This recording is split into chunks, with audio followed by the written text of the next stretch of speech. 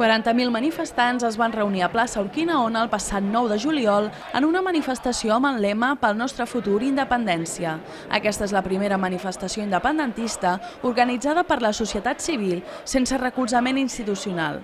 Els manifestants no s'han volgut comparar amb la convocatòria del 10 de juliol d'ara fa un any, sobretot perquè el seu crit va més enllà del dret a decidir. El discurs està clar que és independència. Nosaltres no volem mitges tintes ni volem una altra cosa. Tots els que estem aquí només volem independència, no volem res més. Els mitjans amb els que comptem són totalment de gent voluntària que treballen tot el dia i que dediquen unes hores. Amb l'absència d'òmnium cultural i d'alguns suports polítics, la convocatòria ha comptat amb la presència d'Esquerra Republicana i Solidaritat per la Independència. Entre els manifestants hi ha una queixa generalitzada contra els mitjans de comunicació, l'empitjorament de l'activitat política en pro de la independència i també consideren que una Catalunya independent patiria menys la crisi.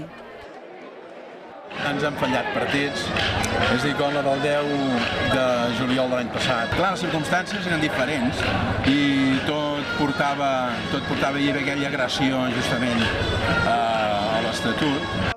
La marxa va acabar el seu recorregut sense incidents a les portes de la Ciutadella amb els discursos del doctor Moisès Broggi, Oriol Domènech, Heribert Rivera i l'actor Quim Masferrer.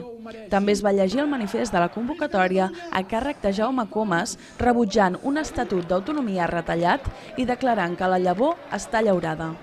Marina Formoso, Llums de la Ciutat, Barcelona.